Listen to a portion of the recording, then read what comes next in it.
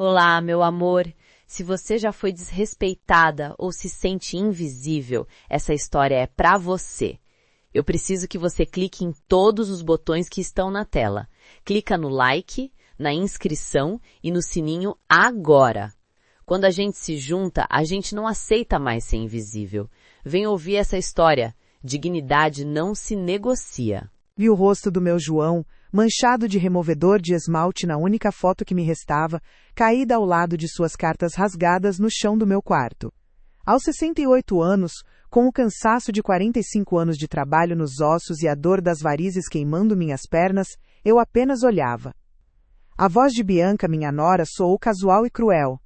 Chega de viver no passado, Helena. Esse homem já morreu há séculos.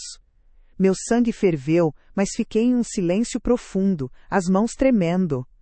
Ali, a velha Helena morreu, e a mulher que nasceu em seu lugar fez uma promessa. Ela pagaria muito caro. Bianca não imaginava que o palco da sua crueldade seria a arma da minha vingança. Mas para entender o fim, precisamos voltar ao início de tudo. Você já se sentiu invisível ou desrespeitado dentro da sua própria casa? Essa humilhação que queima por dentro é real e dolorosa. Se a história de Helena já começou a tocar seu coração, deixe um like para mostrar que ninguém merece passar por isso. Meu nome é Helena de Souza Barros, tenho 68 anos e sou uma empregada doméstica aposentada. Trabalhei por 45 anos ininterruptos, dos meus 20 aos 65 anos de idade, e minha identidade foi forjada no serviço silencioso e na dignidade do meu ofício. Eu era a dona daquela casa. Cada tijolo foi pago com o suor e o sangue do meu marido. Cada metro quadrado foi mantido com os meus joelhos no chão, com a minha saúde adiada, com a venda da minha aliança. A promessa de Ricardo sobre me dar um castelo ecoou na minha mente, não mais como uma faca, mas como uma piada de mau gosto. Eu não precisava de um castelo. Eu só precisava da minha casa, da minha dignidade, e eu ia tomá-las de volta. Lentamente, me sentei na cama. A febre ainda estava lá, mas não me dominava mais. Era apenas combustível. Minhas mãos, que antes tremiam de fraqueza, estavam firmes. Fui até a minha velha cômoda, abri a segunda gaveta e peguei uma agenda telefônica gasta, de capa azul. Folheei as páginas com uma determinação que eu não sentia há 35 anos. Lá estava. Rios Advocacia. E o número do celular pessoal que ela me dera anos atrás. Para qualquer emergência, dona Helena. Peguei meu celular simples. Meus dedos não hesitaram. Disquei os números. 1 a 1, firmes. Precisos. O som da chamada ecoou no quarto silencioso. Uma vez. 2 vezes. Alô, Amanda Rios falando. A voz era profissional, clara, a mesma voz da menina que eu vi crescer, e que agora era uma das advogadas mais respeitadas da Avenida Paulista. Minha carreira se resumiu a apenas 2 casas no bairro do Morumbi, em São Paulo, o que por si só é um atestado de lealdade e confiança.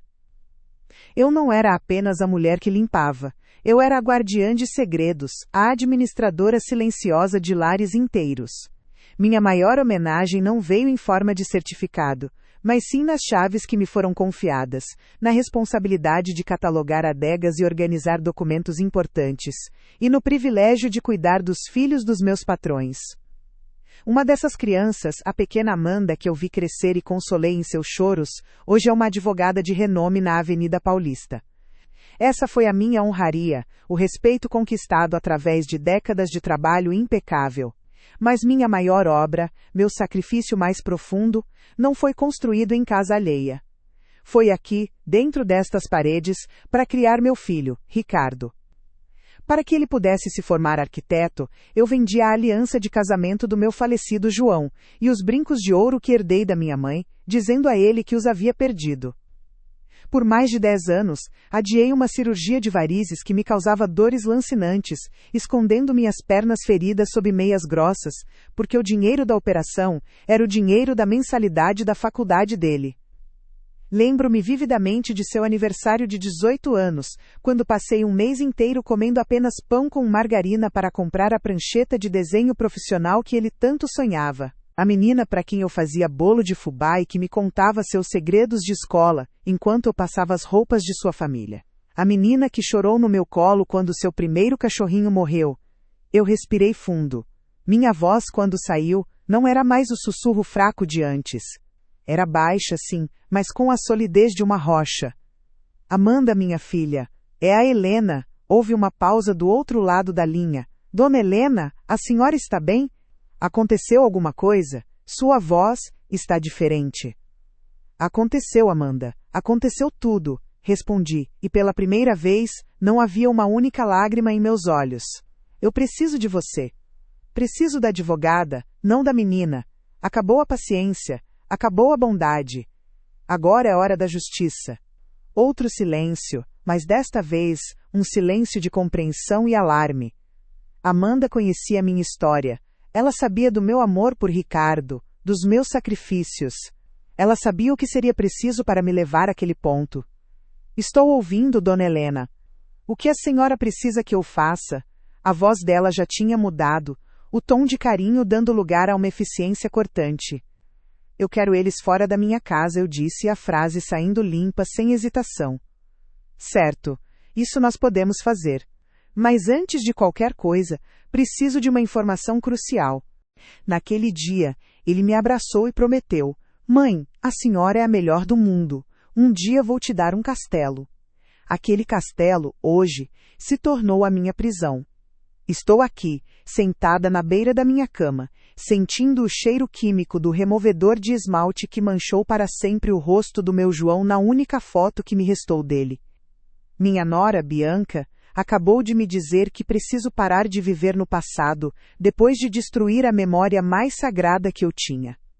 Toda a minha vida de dedicação, de sacrifício, de trabalho honesto, parece ter sido reduzida a entulho que precisa ser descartado para dar lugar ao futuro dela. Eu me pergunto, de todas essas facetas que formam a minha vida, a profissional dedicada, a mãe que se sacrifica, a viúva que guarda uma memória, qual delas mais conversa com você? Sei que minha história não é única. O Brasil é feito de gente que, como eu, construiu a vida com as próprias mãos e muitas vezes vê seu valor ser questionado. Me diga nos comentários, qual é a sua profissão? Quantos anos de dedicação você carrega no peito? Quero saber que não estou sozinha nesta jornada de trabalho e dignidade. Às vezes, quando o silêncio desta casa se torna pesado demais, minha mente se recusa a ficar no presente e viaja para um tempo em que estas paredes respiravam vida e alegria. Dona Helena, onde está a escritura da casa? A pergunta dela foi como uma chave girando numa fechadura enferrujada. A escritura. O documento que João me fez guardar com tanto zelo, com aquela cláusula estranha que eu mal entendia na época. O usufruto vitalício. A minha fortaleza de papel. Você já teve aquele momento? Aquele instante em que uma vida inteira de aguentar calada se transforma numa força que você não sabia que possuía? Dizer basta exige uma coragem imensa, uma coragem que muitas vezes nasce da dor mais profunda. Se você também já viveu isso, me conta aqui nos comentários. Qual foi o momento que virou o jogo na sua vida? A decisão de ligar para a doutora Amanda foi como acender um fósforo no escuro. A chama era pequena, trêmula, mas pela primeira vez em anos eu conseguia ver um caminho à minha frente. Depois de desligar o telefone, com as mãos ainda tremendo, caminhei até o meu quarto. Abri o guarda-roupa antigo, sentindo aquele cheiro familiar de cedro e naftalina. No fundo, debaixo de uma pilha de lençóis que não usava há décadas, estava uma caixa de sapatos amarrada com um barbante. Dentro dela, minha vida inteira. E a minha arma secreta. Eu não peguei a caixa imediatamente. Primeiro, fui até a cozinha. Um tempo antes da viuvez, antes dos sacrifícios terem nome. A minha memória mais teimosa me leva de volta para a laje recém-construída nos fundos da casa. Estamos no 5º aniversário de Ricardo. O sol da tarde de um sábado paulistano aquece a pele, e o cheiro de carvão e linguiça assando se mistura com o som de um pagode que toca baixinho num rádio de pilha. João, meu João, com o rosto suado e um sorriso que ocupava o mundo inteiro, acaba de me mostrar o pequeno anexo que ele construiu com as próprias mãos. Ele me pega pela cintura, me roda no ar como se eu não pesasse nada, e diz com a voz rouca perto do meu ouvido: Nós temos tudo, meu amor. Um teto, um filho e um ao outro. Naquele instante, com um prato de farofa na mão e o coração transbordando, eu acreditei que a felicidade era um lugar permanente. Essa memória, que um dia foi meu abrigo, hoje me corta. A felicidade não era permanente. Exatamente 5 anos depois daquela festa, numa quarta-feira cinzenta, dia 12 de abril de 1989, a vida como eu conhecia acabou. Eram 3:30 da tarde e uma garoa fina e fria começava a cair, daquelas que gelam a alma. Bianca estava no sofá da sala, com os pés para cima, falando ao telefone sobre qual filtro usaria em sua próxima postagem. Ricardo ainda não havia chegado do trabalho. Peguei meu antigo celular, um modelo simples que guardava para emergências, e o liguei. Ativei o gravador de voz e o escondi no fundo da gaveta de talheres, um lugar que Bianca nunca mexia, por considerar os talheres simples demais.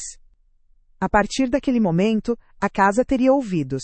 Só então voltei para o quarto e peguei a caixa. Sentei-me na beira da cama.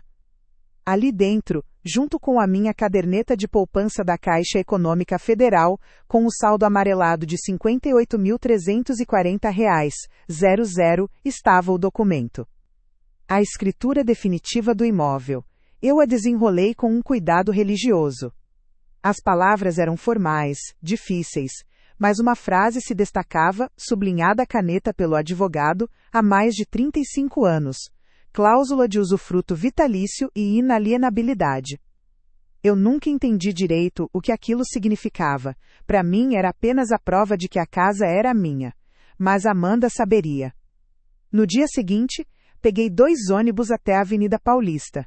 O escritório da doutora Amanda ocupava o 20º andar de um prédio espelhado. A vista de São Paulo me deixou tonta. Ela me recebeu com um abraço que me desmontou. Eu estava no quintal, terminando de torcer a roupa no tanque, quando o mestre de obras da construção onde João trabalhava bateu no meu portão. Ele tirou o chapéu, não conseguia me olhar nos olhos, e as palavras dele saíram emboladas, como se tivessem medo de existir. Dona Helena, houve um acidente, uma queda, ele não. Eu não precisei que ele terminasse. O mundo ficou mudo e o cheiro da terra molhada se tornou insuportável. Minha última lembrança dele era daquela manhã, ele me dando um beijo na testa antes de sair. Eu perguntei o que ele queria para o jantar. Faz aquele bife à milanesa que só você sabe, ele disse já na porta. Foram suas últimas palavras para mim. O funeral foi um borrão de rostos contritos, colegas de trabalho constrangidos e um céu que chorava junto comigo. Ricardo, com seus 10 anos, segurava minha mão, pequeno demais para entender a dimensão do vazio que se abria sob nossos pés. A indenização da empresa foi uma piada de mau gosto, uma esmola para lavar a culpa. Depois de pagar todas as despesas do enterro, o que sobrou na minha caderneta de poupança foi um número que eu nunca mais esqueci: R$ 850. Era com isso que eu precisava recomeçar a vida e criar meu filho. Amanda, a menininha que eu vi crescer, agora era uma mulher poderosa. Em sua sala com paredes de vidro e móveis de madeira escura, ela me serviu um copo de água. Helena, o que aconteceu? Sua voz no telefone, ela começou preocupada. Eu não disse nada, apenas coloquei a escritura sobre sua mesa de mogno. Ela a pegou, leu em silêncio, e seus olhos se arregalaram. Ela me olhou, e pela primeira vez, não vi a menina de quem cuidei, mas uma advogada formidável. Helena, você tem ideia do que é isso? Eu neguei com a cabeça. Sei que a casa é minha. É muito mais do que isso, ela disse, sua voz ganhando força. Essa cláusula de usufruto vitalício significa que você tem o direito de usar e gozar do imóvel até o último dia da sua vida. Ninguém, nem mesmo seu filho, pode te tirar daí. Ninguém pode vender a casa sem a sua expressa renúncia a esse direito. Legalmente, Helena, essa casa é uma fortaleza. E você é a rainha. Uma fortaleza. A palavra ecoou dentro de mim. A mulher que se sentia uma intrusa em seu próprio lar era na verdade a rainha de um castelo. Uma onda de algo que eu não sentia há muito tempo, uma mistura de alívio e poder, subiu pela minha espinha. E então, minha jornada de sacrifícios silenciosos começou. Cada um deles, uma pequena morte em vida. Primeiro, arrumei não um, mais 2 empregos fixos como doméstica. Saía de casa às 5 da manhã, quando a cidade ainda dormia, e só voltava às 9 da noite exausta. Durante a semana, eu mal via Ricardo acordado, deixava sua comida pronta em marmitas de alumínio, um lembrete frio do meu amor ausente. Depois, para pagar a matrícula da faculdade de arquitetura dele, eu me desfiz da única coisa de valor que eu tinha. Numa tarde de sexta, entrei numa loja de compro ouro, no centro da cidade, e vendi a aliança de casamento de João e um par de brincos de ouro que minha mãe me deu. O peso do anel na minha mão nua foi uma dor física. Para Ricardo, eu disse que os tinha perdido numa faxina. Ele nunca soube. Por mais de 10 anos, adiei uma cirurgia de varizes que o médico insistia ser necessária. As dores nas pernas eram excruciantes, um fogo que subia da panturrilha até a coxa, mas o dinheiro era sempre para os livros, para os materiais, para o futuro dele. Eu apenas usava meias de compressão mais grossas e sorria quando ele perguntava se eu estava bem. A lembrança que mais me fere é a do seu aniversário de 18 anos. As humilhações, as palavras cruéis de Bianca, a omissão de Ricardo, tudo aquilo pareceu encolher diante da força daquele documento. Meu João, meu marido simples e precavido, tinha me dado a arma perfeita, e eu nem sabia. Amanda e eu traçamos o plano. A fase 1 era a documentação. Comecei um diário. Por asterisco por dia 1, asterisco. O gravador na gaveta captou uma conversa de Bianca com uma amiga ao telefone. Ela ria dizendo que estava aguentando a velha só até a construtora fazer a oferta final pelo terreno, que depois me colocaria num asilo bem baratinho. A emoção que senti não foi tristeza, foi gelo, um gelo que congelou minhas lágrimas e solidificou minha determinação. Por asterisco por dia 3, asterisco poro. Fotografei as faturas do cartão de crédito de Ricardo que Bianca deixou sobre a mesa. R$4.200, 00 em 3 parcelas de uma loja de decoração. O dinheiro que deveria ser para as despesas da casa estava virando almofadas de grife que eu nem podia tocar. A descoberta me trouxe uma clareza dolorosa sobre a cumplicidade do meu filho. Por asterisco por dia 5, asterisco por quase desisti. Léo, meu neto, chorou ao ir embora dizendo que queria dormir na casa da vovó Helena para eu fazer bolinho de chuva. Bianca o puxou pelo braço, dizendo: "Vamos, filho, a mamãe comprou um donut para você." Ele sonhava com uma prancheta de desenho profissional, um luxo que custava quase o meu salário mensal inteiro. Naquele mês, para conseguir comprar o presente, minha alimentação se resumiu a pão com margarina e café. Apenas isso, no almoço e no jantar, por 30 dias. O gosto amargo na boca era constante. Quando entreguei a prancheta, os olhos dele brilharam de um jeito que fez todo o sacrifício valer a pena. Ele me abraçou com força e disse: "Mãe, a senhora é a melhor do mundo. Um dia vou te dar um castelo." E assim foram as décadas seguintes, eu construindo a base do castelo dele com os tijolos dos meus próprios sonhos, esperando um dia ser convidada a entrar. Você que me escuta agora já fez um sacrifício em silêncio por alguém que ama? Um esforço que ninguém viu, uma dor que você engoliu para que o outro pudesse sorrir? Eu sei o peso que isso tem, a dor que é sentir que todo esse esforço com o tempo se tornou invisível. Se você se sentir à vontade, me conta aqui nos comentários qual foi o sacrifício que você fez e que ninguém nunca soube. Vamos criar aqui um espaço para ouvir umas às outras. Porque às vezes, ser ouvida é tudo que a gente precisa. O olhar de Ricardo para mim foi de pura culpa. Meu coração se partiu. Naquela noite liguei para Amanda. "Eu não sei se consigo fazer isso com ele", eu disse chorando. Ela foi firme. "Helena, você não está fazendo nada por ele. Está fazendo por você. Lembre-se da foto do João. Lembre-se do asilo." A imagem do rosto do meu marido manchado pelo removedor de esmalte reacendeu meu fogo. A fase 2 foi a preparação legal. Voltei ao escritório de Amanda. Desta vez, eu estava diferente, mais ereta. Ela me mostrou os documentos. Uma notificação extrajudicial de desocupação de imóvel, com prazo de 30 dias. Um esboço de um contrato de promessa de compra e venda, com uma grande construtora, que Amanda já havia contatado, e que ofereceu R$2.500.000, 00 pela casa, 200 mil a mais do que a avaliação. "E se eles não saírem?", perguntei a voz um pouco trêmula. Aí entramos com a ação de reintegração de posse. Com essa escritura, a liminar sai em questão de dias. O caso é sólido como uma rocha, Helena. O risco é emocional, não legal. Ela estava certa. O maior risco era o meu coração. A fase 3 foi a movimentação estratégica. E aqui, preparamos o elemento surpresa, seguindo o conselho de Amanda, quando Bianca veio com a conversa de abrir uma conta conjunta, para facilitar as contas da casa. Eu concordei docilmente. A chegada de Bianca na vida de Ricardo foi anunciada por telefone, numa terça-feira à noite. Ele me ligou, a voz cheia de um entusiasmo que eu não ouvia há anos, contando que tinha conhecido alguém especial num bar da Vila Madalena. Uma relações públicas, ele disse, uma mulher cheia de planos, de vida. Meu coração de mãe se aqueceu. Depois de tanto sacrifício, tudo que eu mais queria era ver meu filho feliz, construindo a sua própria família.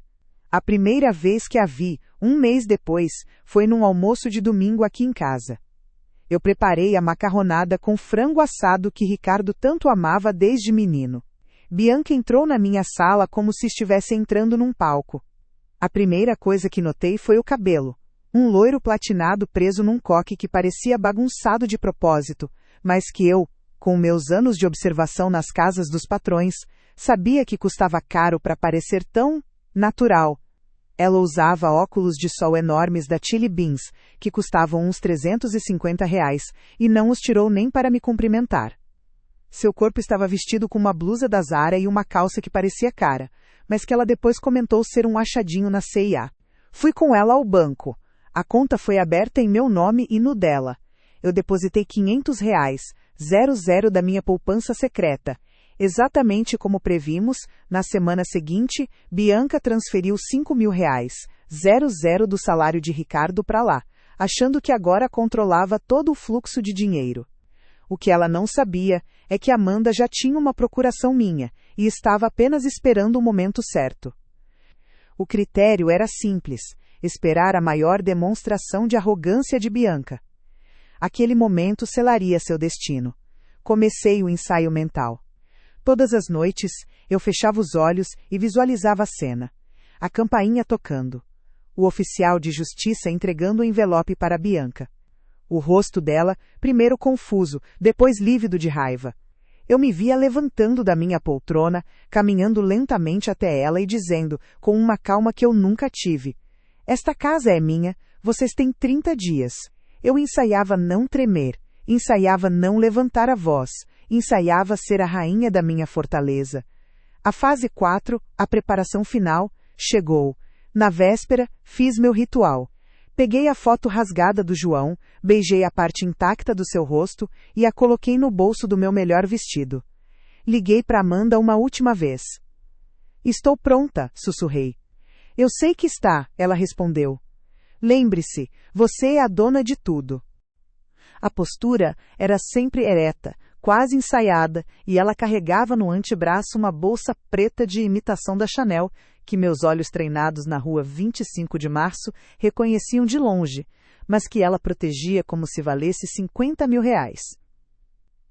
As unhas, compridíssimas e de fibra de vidro num tom nude, pareciam garras delicadas, uma manutenção quinzenal, que eu soube depois, custava R$180.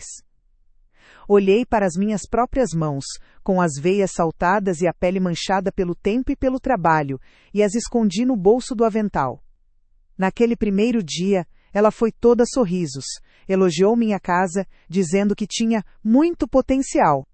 Mas o elogio veio com um olhar que varria meus móveis antigos, minha poltrona de veludo gasta, o porta-retrato com a foto de João na estante. Era um olhar que não via afeto, via apenas coisas velhas a serem substituídas. Ela me chamou de Helena, sem o dona, que sempre ouvi das pessoas mais novas. Achei que era o jeito moderno dos jovens. Tentei me adaptar. As visitas se tornaram frequentes. Ricardo, que antes vinha sozinho e passava a tarde conversando comigo na cozinha, agora só aparecia com ela. As conversas mudaram. Ele parecia ansioso, olhando para o celular a todo momento, enquanto Bianca direcionava o assunto para apartamentos decorados, viagens para a Europa e a necessidade de investir na imagem. Coragem. Naquela noite, não dormi. Mas não era insônia de medo. Era uma vigília. Uma calma estranha tomou conta de mim. Revivi minha vida inteira, cada sacrifício, cada dor, e entendi que nada daquilo tinha sido para me enfraquecer. Tinha sido para me forjar. A manhã do dia decisivo nasceu cinzenta.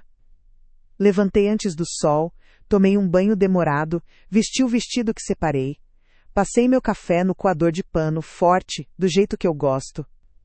Sentei-me na minha poltrona de veludo gasta, a mesma que Bianca queria jogar fora, e esperei.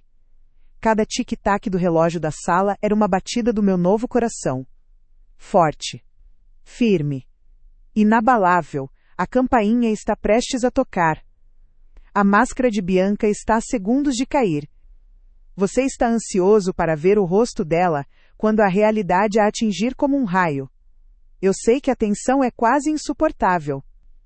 Se você acredita, como eu, que a dignidade precisa vencer, deixe o seu like como um voto de confiança no meu plano. Cada curtida é mais um tijolo que uso para reconstruir não só a minha casa, mas a minha alma. A hora estava marcada. 3 da tarde. O sol de São Paulo entrava pela janela da sala, não mais filtrado por cortinas amareladas e poeirentas, mas por persianas novas, brancas e limpas. Uma vez, eu comentei, feliz, que tinha conseguido um desconto bom no quilo do acém no açougue do bairro. Bianca me olhou por cima dos óculos de sol e disse com um risinho gelado, credo Helena, carne de segunda? Ricardo precisa de proteína de qualidade, um filé mignon, salmão. Ricardo não disse nada. Apenas baixou os olhos para o prato, e naquele silêncio, eu senti a primeira rachadura de verdade se formando entre nós. A voz dele no telefone, antes quente e cheia de paciência, começou a ganhar um tom apressado, especialmente quando ela estava por perto. Eu me esforçava, preparava os pratos que ela dizia gostar, baseada em comentários vagos de Ricardo, mas ela mal tocava na comida, sempre com a desculpa de que estava de dieta. Eu dizia a mim mesma que era coisa da minha cabeça. Ciúme de mãe, bobagem, o importante era a felicidade dele. Mas, no fundo do meu peito, uma pequena semente de medo começava a brotar, regada a cada olhar de desdém, a cada palavra que me diminuía sutilmente na minha própria casa. Você já sentiu isso? A chegada de alguém novo na família que de repente muda todas as regras do jogo que você jogou a vida inteira? É uma das coisas mais difíceis de aceitar, ver um amor que você cultivou com tanto sacrifício se transformar em algo que você mal reconhece. O ar cheirava a lavanda e a justiça. Eu me preparei para aquele momento como uma noiva se prepara para o altar, ou melhor, como uma general se prepara para a batalha decisiva. Cada escolha foi um ato de guerra silenciosa. Abri meu guarda-roupa, de onde tirei as roupas velhas e desbotadas que Bianca tanto desprezava, e as coloquei em sacos de lixo. No lugar delas, pendurei poucas e boas peças que comprei com meu próprio dinheiro, aquele que ela nem sonhava que eu tinha.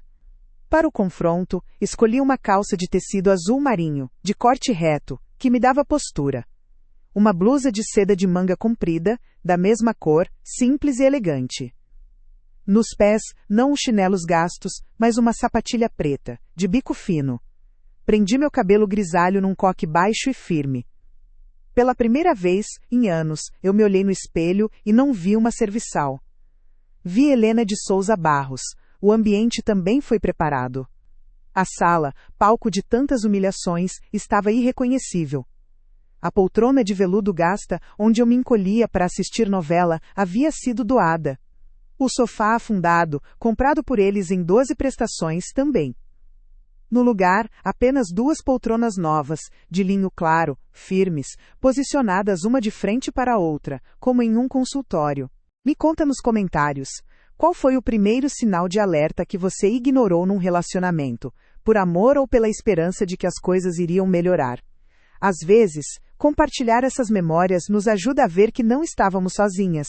Fazia exatamente um mês que Ricardo e Bianca tinham se mudado para minha casa. Um mês do que eles chamavam de período provisório, com a desculpa de que iriam cuidar de mim e reformar o lugar. Era uma terça-feira, por volta das 7:30 da noite, e eu estava no meu lugar sagrado, a minha poltrona de veludo já gasto, na sala, assistindo a minha novela na Globo. O som da televisão era a única companhia que eu tinha na maior parte do dia, e aquele momento depois do jantar era o meu pequeno ritual de paz. O cheiro do meu próprio lar, uma mistura de lavanda e do café que eu tinha passado mais cedo me abraçava. Eu me sentia, por um instante, em casa de verdade. Foi quando Bianca entrou na sala. Ela não caminhava, ela desfilava, mesmo de pijama de seda. Parou na minha frente, bloqueando a visão da TV, e com um suspiro que parecia carregar todo o tédio do mundo, pegou o controle remoto da mesinha e desligou o aparelho. Na mesinha de centro, apenas 3 objetos. Um vaso com uma única gérbera branca, a escritura original da casa e um porta-retrato digital que eu havia comprado. Nele, uma única foto se repetia. O pequeno Léo, meu neto, sorrindo com a boca suja do bolo de fubá que eu fizera para ele. Chamei apenas uma pessoa para estar presente. Doutora Amanda Rios chegou pontualmente às 2:30, impecavelmente vestida em um terninho cinza. Ela não era apenas minha advogada, era a menina que eu vi crescer, a testemunha silenciosa de décadas do meu trabalho honesto. A presença dela era meu escudo legal e minha fortaleza moral. Nos últimos minutos de espera, sentamos em silêncio, cada uma em uma poltrona. Meu coração batia num ritmo estranho, uma mistura de pavor e determinação.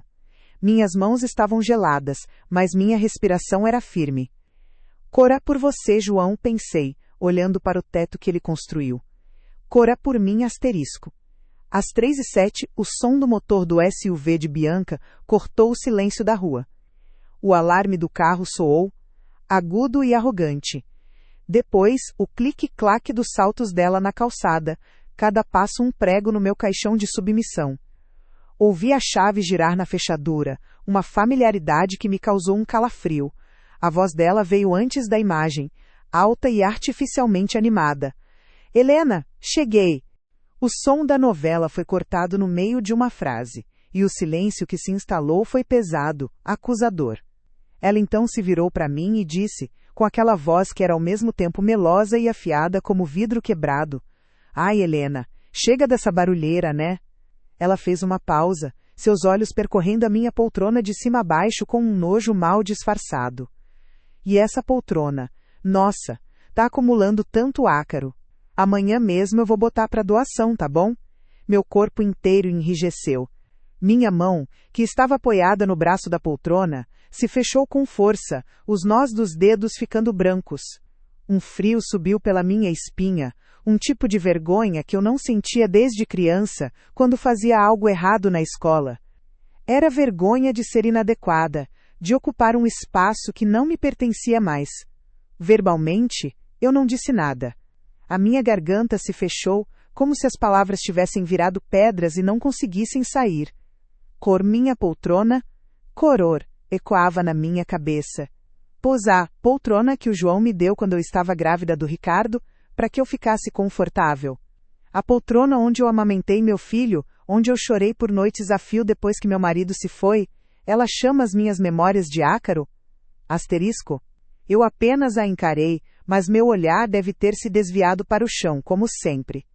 O trânsito estava um inferno. Você não vai acreditar no achadinho que eu garimpei na Zara, é a sua cara. Ela entrou na sala com um sorriso largo, segurando uma sacola de compras. O sorriso congelou no rosto. Seus olhos, por trás dos óculos de sol Chili Beans, moveram-se rapidamente, registrando o vazio, as poltronas novas, a ausência de tudo que ela considerava deles. A boca se abriu e fechou, sem som. A mudança em seu rosto foi como ver o sol ser engolido por um eclipse súbito. A confiança evaporou, dando lugar a uma confusão que rapidamente se transformou em raiva. A primeira bomba foi visual. O que é isso? Ela gaguejou, tirando os óculos. Cadê os nossos móveis? Cadê a TV? Você ficou louca? A voz dela subiu uma oitava. Minha resposta saiu calma, mais firme do que eu jamais imaginei ser capaz. Meus móveis antigos foram doados. Estes são os novos. A segunda bomba foi a revelação.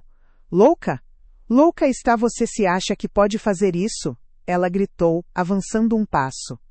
Ricardo vai surtar quando souber dessa palhaçada. Você vai ver só. Ela pegou o celular, pronta para ligar, para chamar seu cúmplice. Foi quando doutora Amanda se levantou, segurando um envelope pardo. Senhora Bianca Alencar Neves, eu sou Amanda Rios, advogada da senhora Helena de Souza Barros.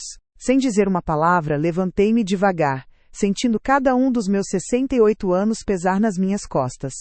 Passei por ela, fui até o meu quarto e fechei a porta. Sentei na beirada da cama, no escuro, ouvindo o zumbido do silêncio. Aquela foi a primeira vez que eu senti, com todas as letras, que a minha casa não era mais minha. Mal sabia eu que era apenas o começo de uma longa e dolorosa demolição. 2 semanas depois, a ferida foi aprofundada. Era uma tarde de quinta-feira, e um sol bonito entrava pela janela da cozinha. Eu estava orgulhosa. Tinha conseguido fazer brotar um pezinho de manjericão, e seguindo um costume antigo da minha mãe, o plantei numa lata de óleo vazia e limpa, que decorei com um retalho de chita. Era um símbolo de tantas coisas, de economia, de memória, do cheiro do molho de macarrão que eu fazia para o Ricardo quando ele era menino. Coloquei a minha latinha na janela, para que a planta pegasse sol. Naquele momento, eu me senti conectada à minha mãe, ao meu passado, a quem eu era. Bianca entrou na cozinha mexendo no celular. Ricardo veio logo atrás, para pegar um copo de água. O olhar dela passou pelo fogão, pela geladeira e parou, com um horror teatral, na minha latinha de manjericão. Peço que não faça essa ligação. Este documento é para a senhora. Bianca olhou para Amanda com desdém. Advogada, que piada é essa? Isso não tem valor nenhum. Ela tentou rir, mas o som saiu estrangulado. Foi a minha deixa. Peguei um pequeno gravador de voz da minha bolsa. Apertei o play. A voz de Bianca encheu a sala, gélida e cortante. Asterisco, chega de viver no passado, Helena. Esse homem já morreu há séculos. E depois, asterisco, Ricardo, a gente precisa pensar no nosso futuro, né? Essa casa vale uma fortuna, não podemos deixar esse dinheiro parado na mão de uma velha. O rosto de Bianca passou do vermelho da raiva para o branco do pânico. Isso é montagem, é crime, eu vou te processar. Sua postura de ataque se desfez. Agora, ela estava acuada, na defensiva. A terceira bomba foi a aniquilação. Doutora Amanda abriu a escritura original sobre a mesa de centro. Aquele papel amarelado que eu guardei por 35 anos sem entender seu poder. Isso, senhora Bianca, não é montagem. É a escritura definitiva do imóvel, registrada em cartório, e eu gostaria de ler para a senhora uma cláusula específica. A voz de Amanda era cirúrgica. Cláusula de usufruto vitalício e inalienabilidade. Isso significa que a proprietária plena e única usufrutuária desta casa enquanto viver é a senhora Helena de Souza Barros. Ela nem piscou, marchou até a janela, pegou a planta e, sem me dirigir uma única palavra, caminhou até a lixeira.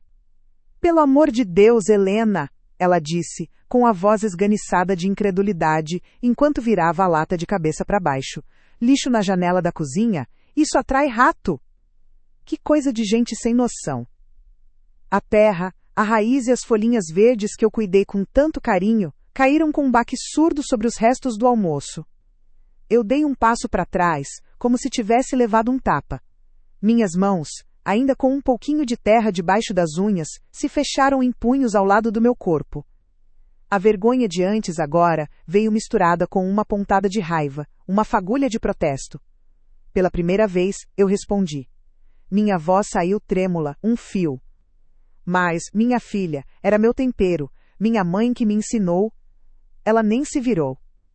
Apenas largou a lata vazia dentro da pia, com um barulho metálico, e saiu da cozinha, voltando a atenção para o celular como se nada tivesse acontecido. Comorella não jogou fora só uma planta, ela jogou fora um pedaço da minha mãe. E ele viu. Asterisco. Meu olhar correu para Ricardo. Ele tinha visto tudo. Nossos olhos se cruzaram por um segundo. Ela tem o direito de usar e gozar do imóvel como bem entender. E o mais importante, o imóvel não pode ser vendido, alugado ou alienado sem o consentimento expresso dela. Legalmente vocês moravam aqui de favor, um favor que acaba hoje. Amanda fez uma pausa e acrescentou o golpe de misericórdia. A propósito, A avaliação atualizada do imóvel, devido à nova estação de metrô a 2 quadras, é de R$ 2.300.000. Um dinheiro que a senhora nunca tocará. O colapso de Bianca foi total. Foi como se seus ossos se dissolvessem. Sua velha ingrata, ela sibilou, as lágrimas de raiva e desespero começando a escorrer, borrando a maquiagem, cara. Depois de tudo que a gente fez por você. Eu me levantei, ficando de frente para ela. A diferença de altura não importava. Eu era uma gigante. Vocês não fizeram nada por mim. Vocês fizeram por vocês, na minha casa. E o Ricardo, e o Léo, ela tentou, a voz quebrando, a última cartada da manipulação. Você vai jogar seu próprio neto na rua. Meu neto sempre terá um lugar nesta casa. Comigo, eu disse, e meu olhar se fixou no porta-retrato na mesa. Você? Não. O desespero tomou conta dela. A farsa de mulher sofisticada se desfez, revelando a menina assustada e gananciosa por baixo. Por favor, Helena. Eu vi um lampejo de pena, culpa, não durou. Ele desviou o olhar, terminou de beber sua água, colocou o copo na pia ao lado da minha lata amassada e saiu da cozinha em silêncio. O silêncio dele doeu mais do que o gesto de Bianca. Naquele momento, eu entendi que estava completamente sozinha naquela guerra. Qual dessas duas humilhações foi mais difícil de ler para você? A poltrona, um símbolo de conforto e história, sendo descartada como um objeto velho e sujo, ou a planta, um elo vivo com a memória da sua mãe, sendo tratada como lixo na frente do seu filho que nada fez? Eu sei que dá raiva, eu senti essa raiva queimar por dentro, mesmo que por fora eu ficasse em silêncio. Me diz nos comentários, qual tipo de desrespeito dentro da família você acha que é o mais intolerável? Aquele que ataca suas coisas ou aquele que profana suas memórias? Vamos conversar sobre onde a gente precisa traçar a linha da nossa dignidade. O sábado chegou com um sol pálido de inverno e com ele a visita de um casal de amigos de Ricardo, ambos arquitetos como ele. Bianca estava em seu elemento, circulando pela sala com uma taça de vinho branco na mão às 15h, falando sobre tendências de design e usando palavras em inglês que eu nem tentava entender. Dona Helena, não faz isso. A gente não tem para onde ir. Eu a encarei, vendo não uma nora, mas uma estranha que profanou meu lar e a memória do meu marido. O silêncio que se seguiu à sua súplica foi denso, pesado com o peso de anos de dor. Então eu proferi a sentença. Acabou, Bianca. A casa é minha. A dignidade também, pode sair. O silêncio após a minha última fala foi absoluto. Durou talvez 5 segundos, mas pareceu uma eternidade. Foi o som de um mundo desmoronando. Bianca tremeu, um soluço seco escapou de sua garganta. Sua bolsa de imitação da Chanel escorregou do ombro e caiu no chão com um baque surdo. Ela desabou de joelhos, o choro agora convulsivo, feio, sem nenhum glamour. Doutora Amanda permaneceu em pé, impassível, a personificação da lei e da ordem, sua presença validando cada palavra minha. Ela então disse, com uma voz calma, mas inflexível: Senhora Bianca, você tem 1 hora para retirar seus pertences pessoais. O resto será encaixotado e enviado para o endereço que você nos fornecer. Bianca não respondeu. Apenas chorava, uma poça de ambição frustrada no meu chão recém-limpo. Amanda abriu a porta da frente. A hora começa a contar agora. Humilhada, derrotada, Bianca se levantou com dificuldade, pegou sua bolsa do chão e saiu sem olhar para trás, tropeçando nos próprios pés. Eu, no meu canto, senti aquele velho impulso de ser útil, de agradar.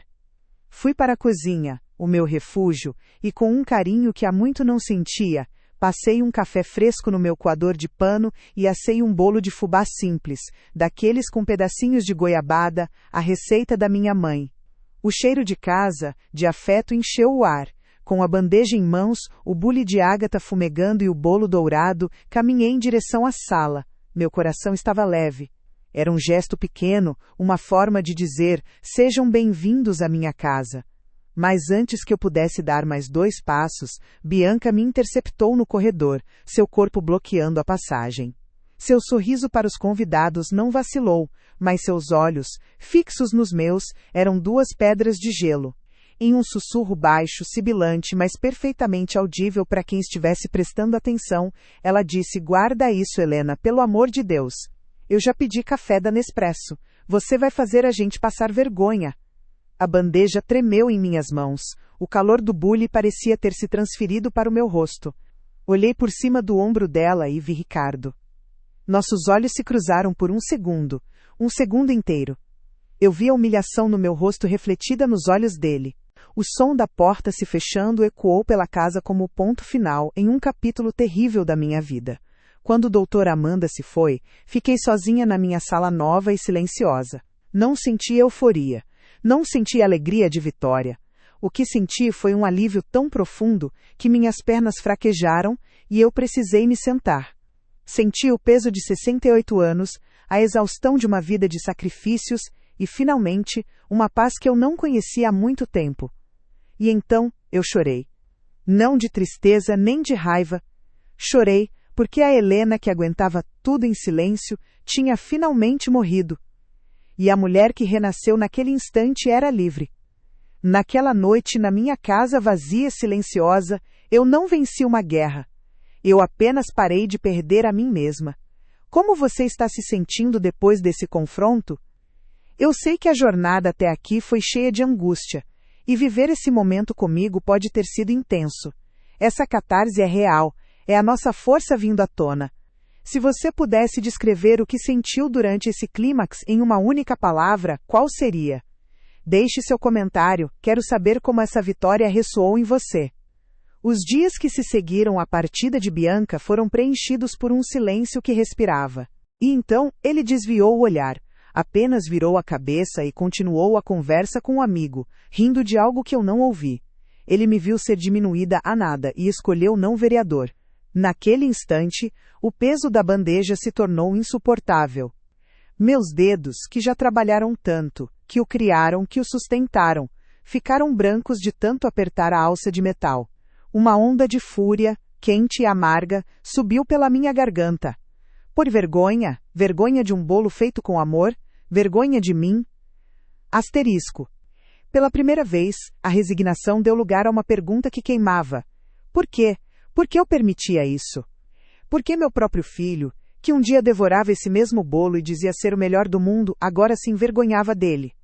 Me virei em silêncio, voltei para a cozinha e coloquei a bandeja na pia com um baque surdo.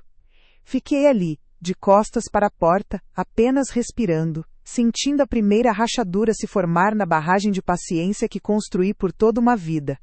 Uma semana depois, Bianca decidiu que meu quarto precisava de uma limpeza geral. Era uma invasão. Ela abriu meu guarda-roupa, mexeu nas minhas gavetas, seu desprezo palpável em cada gesto. E então, ela encontrou. Debaixo da minha cama, em uma antiga caixa de sapatos da Vulcabras, amarelada pelo tempo, estava o meu tesouro. Não era um silêncio vazio, mas um espaço que eu preenchia, pouco a pouco com a minha própria presença. Na manhã seguinte, doutora Amanda já havia enviado uma notificação extrajudicial para o escritório de Ricardo, formalizando a proibição da entrada de Bianca na minha propriedade e iniciando um processo por danos morais, usando as gravações como prova irrefutável. Uma ordem de restrição foi emitida em 72 horas, proibindo Bianca de se aproximar a menos de 300 metros de mim ou da minha casa. Os vizinhos que por meses apenas observaram com olhares penalizados, voltaram a me cumprimentar.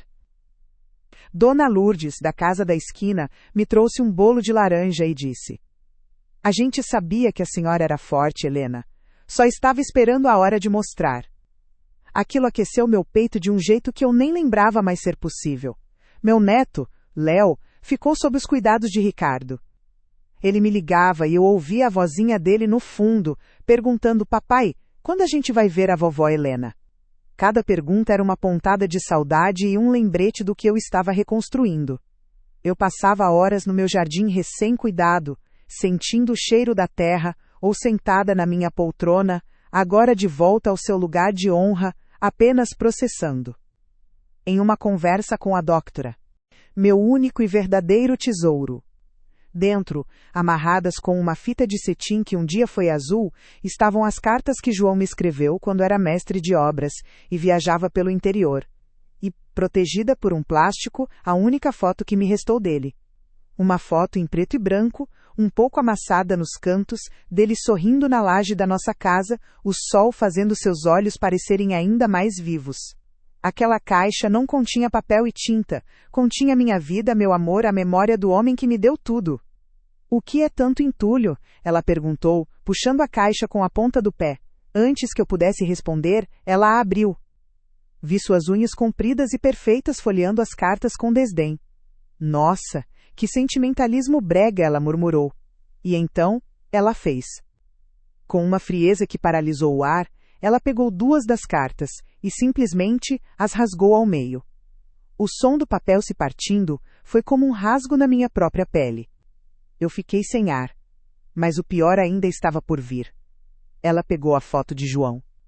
Enquanto a segurava, o frasco de removedor de esmalte que ela usava para limpar uma mancha na cômoda virou, e uma gota, uma única e cruel gota de acetona, caiu exatamente sobre o rosto sorridente do meu marido. Amanda, eu confessei. Eu não sinto alegria, Amanda. Eu sinto alívio. É como tirar um sapato apertado depois de andar por quilômetros.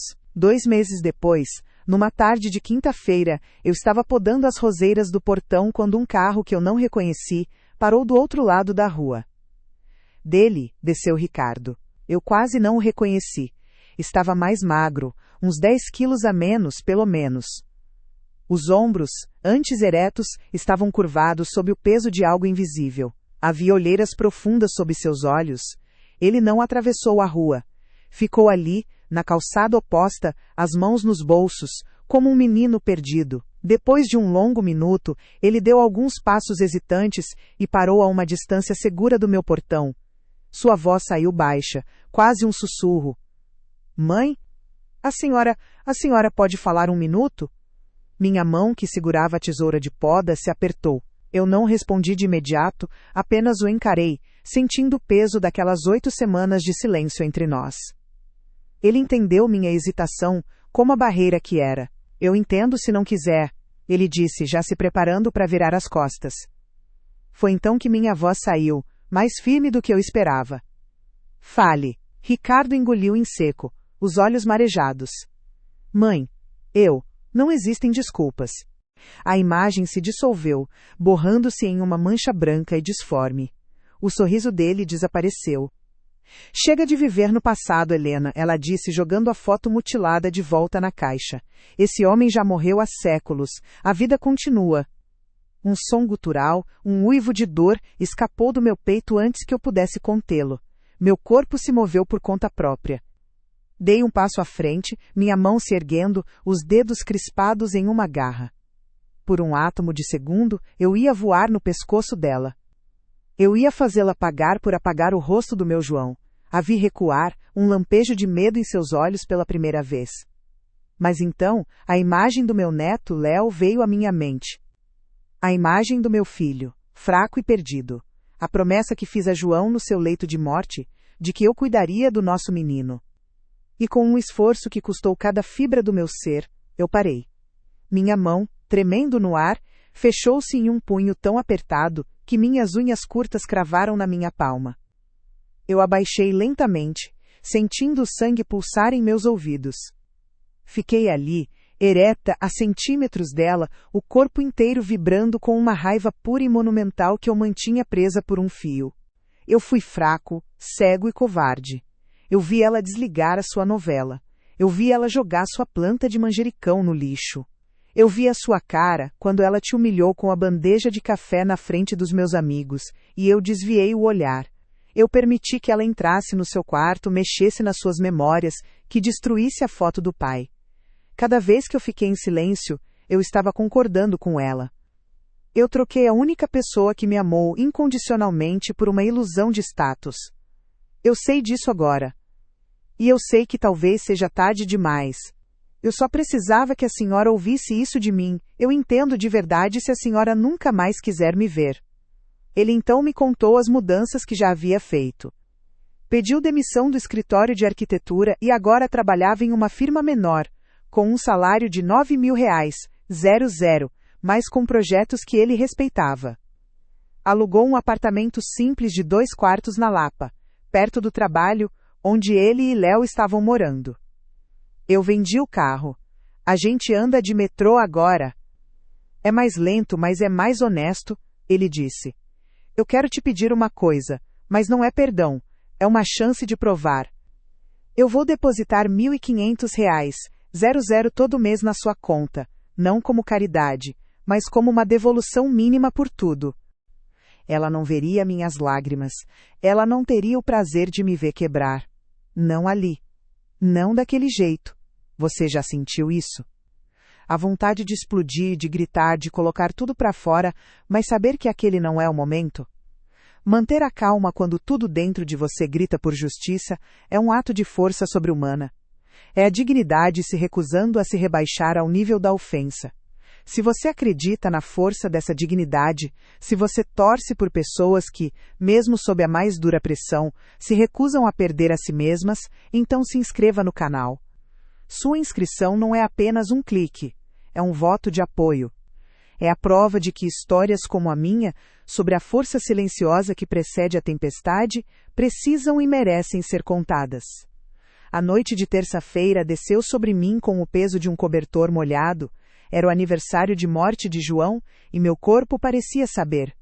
Uma febre baixa e teimosa começou a serpentear pelas minhas veias no fim da tarde, trazendo consigo uma dor surda nas juntas e um cansaço que nem 45 anos de trabalho duro jamais me causaram. Cada osso do meu corpo protestava. Eu só queria um chá de cidreira. E o silêncio do meu quarto. E eu quero vir todo domingo, com o Léo. Se a senhora deixar, eu posso consertar aquela torneira que pinga. Posso capinar o quintal. Eu só quero estar perto, nos seus termos. A faca que mais doeu, Ricardo, foi ver você desviar o olhar enquanto eu era humilhada com aquele bolo de fubá. Naquele momento, você não era mais o menino que me prometeu um castelo. Você era o cúmplice dela. Senti meu coração se partindo em 1000 pedaços, os mesmos pedaços da foto rasgada do seu pai. Mas, olhando para o homem quebrado na minha frente, eu vi um eco do meu filho. As coisas vão ser diferentes, eu disse, e minhas condições eram claras como cristal. Você vai entrar na minha casa como visita, com hora para chegar e sair. Você não toma mais nenhuma decisão sobre a minha vida ou sobre esta casa. Sua ajuda será bem-vinda, mas não obrigatória. E nunca, nunca mais levante a voz para mim ou permita que alguém o faça na minha presença. Ele assentiu, lágrimas escorrendo sem controle. Sim, mãe. O que a senhora quiser. Ele não se moveu, esperando minha permissão. Eu dei um passo à frente, abri o portão e, depois de uma longa pausa, abri os braços. Ele se desfez no meu abraço, e eu senti o peso de um filho que talvez estivesse voltando a ser meu. Tentei me levantar para esquentar a água, mas minhas pernas, pesadas como chumbo, se recusaram. Ricardo e Bianca estavam na sala, o som da televisão e das risadas deles era uma barreira de vidro entre o mundo deles e o meu. Eu era um fantasma na minha própria casa, e hoje, o fantasma do meu marido, me fazia companhia na solidão. Com um esforço imenso, consegui me arrastar até a cama.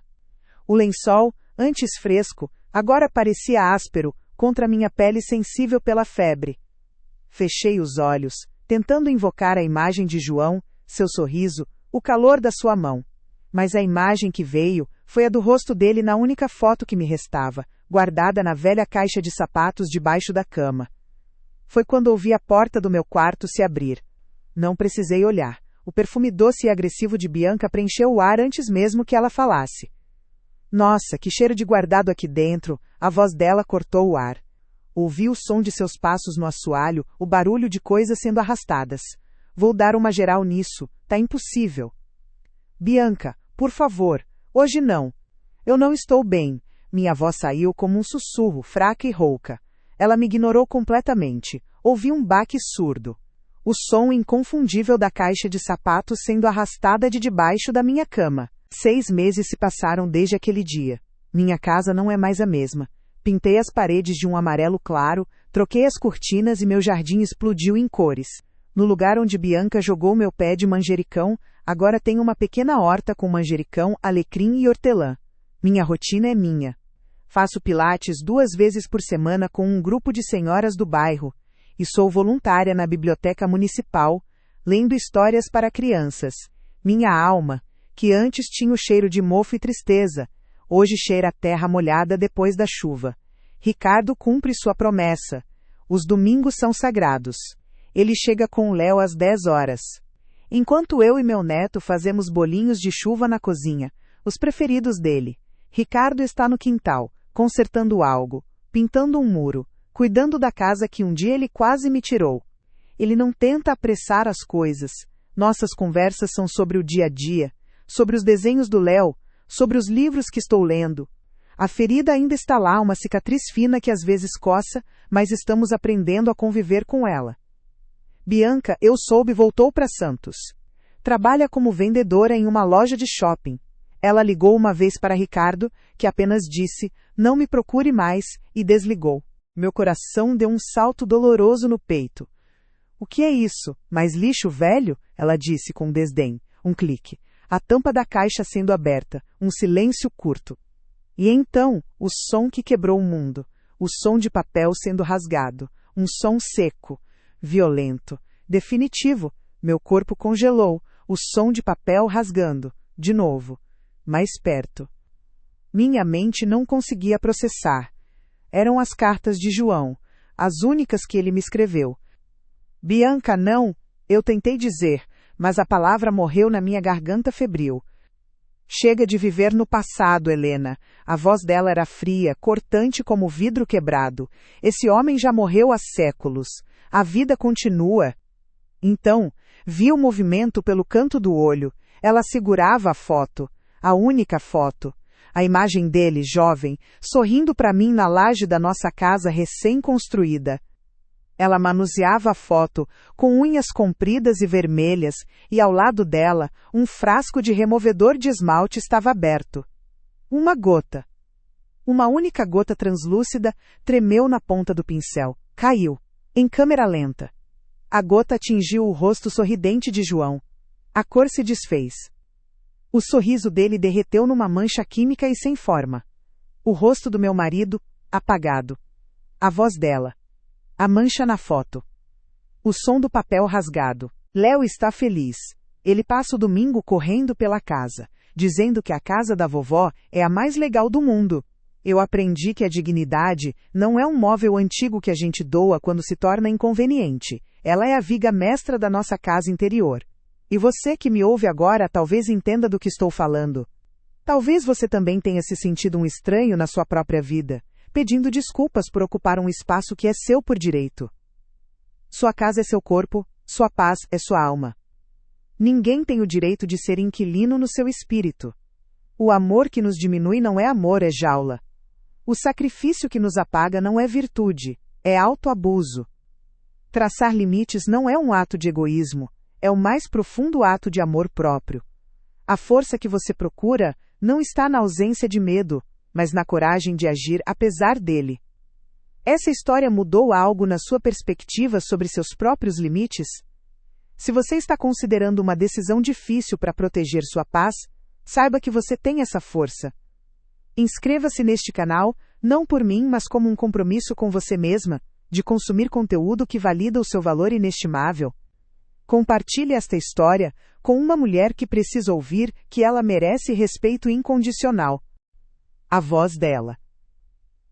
A mancha. O som. Bianca jogou a foto mutilada e os pedaços das cartas de volta na caixa, empurrou-a com o pé para um canto e saiu do quarto, fechando a porta atrás de si. E então, o silêncio. Não era um silêncio vazio, era um silêncio que gritava, um silêncio que pesava toneladas. Eu podia ouvir o zumbido agudo da lâmpada do corredor. O motor da geladeira na cozinha ligando e desligando. O som distante de uma sirene na rua. O som do meu próprio sangue pulsando nos meus ouvidos.